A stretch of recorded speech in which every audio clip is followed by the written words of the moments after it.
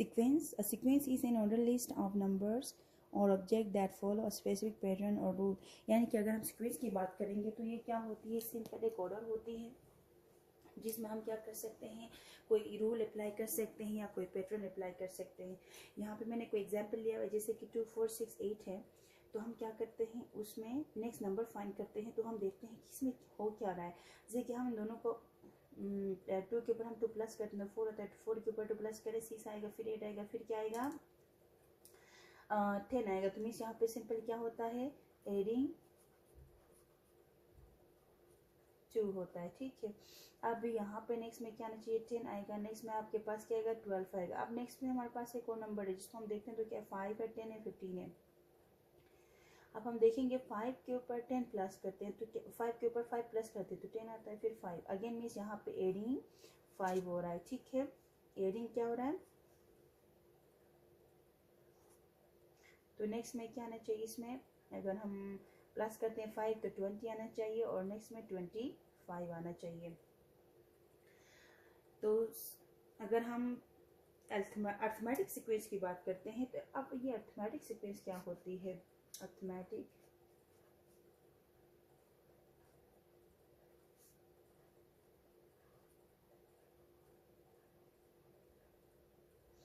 अब arithmetic sequence की बात करते हैं, तो ये क्या होती है, एक सीक्वेंस ही होती है जिसमें हम क्या करते हैं, जो सक्सीडिंग टर्म जो होती है वो हम ऐड करके फाइंड कर लेते हैं। जैसे कि अगर मैं यहाँ पे अर्थमेटिक सीक्वेंस की बात करूँगी तो यहाँ पे हमें कुछ फार्मूले याद रखने होंगे। जैसे कि अगर मैं अर्थमेटिक सीक्वेंस में n टर्म फाइंड करती हूँ, तो जैसे कि इसका जनरल फार्मूला क्या होता है, जनरल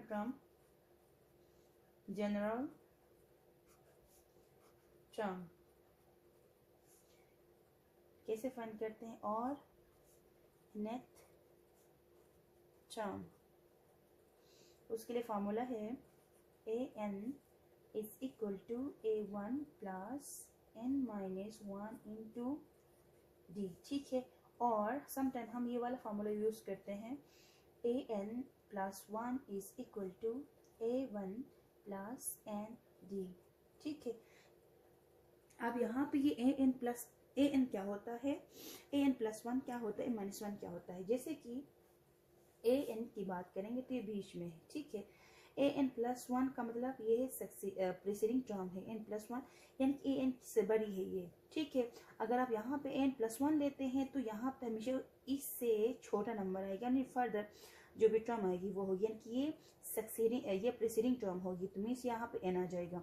अगर आप क्या करते हो, यहाँ पे n लेते हो तो यहाँ पे आना चाहिए an माइनस 1, यानी कि an से जो सक्सीडिंग टर्म है उसे हम क्या बोलते हैं, n माइनस 1 बोलते हैं, यानी कि n से n माइनस 1 स्मॉलर है और n से n प्लस 1 जो है वो बिगर है, तो हम इसे बोलते हैं प्रीसीडिंग टर्म और इसको हम बोलते हैं सक्सीडिंग टर्म।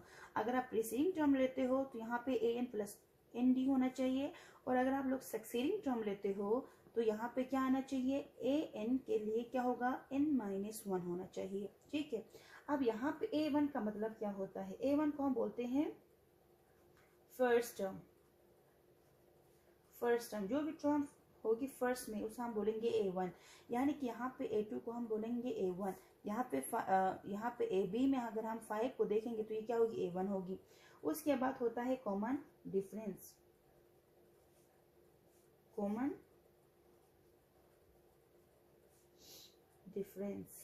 डिफरेंस के हम डिनोट करते हैं d से। ठीक है, d से करते हैं, और ये किस इक्वल होता है, d is equal to a2 minus a1। कोई भी आप दो कंसेक्टिव टर्म को माइनस करेंगे, यानी कि सेकंड से फर्स्ट को माइनस करें, थर्ड से सेकंड को करें, फोर्थ से थर्ड को करें, आपके पास हमेशा ये सेम आ जाएगा। और a3 माइनस a2, या आप ये भी लिख सकते हैं और a4 माइनस a3, यानी कोई भी दो कंसेक्टिव टर्म जब आप माइनस करते हो तो आपके पास क्या आएगा, कॉमन डिफरेंस आएगा। n का मतलब क्या होता है, अब n होता है, n का मतलब होता है नंबर ऑफ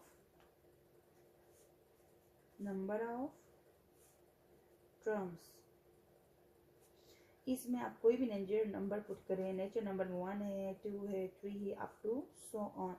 तो आप क्या करेंगे, कोई भी नेचुरल नंबर पुट करेंगे तो आपके पास नंबर ऑफ टर्म्स आएंगे, ठीक है।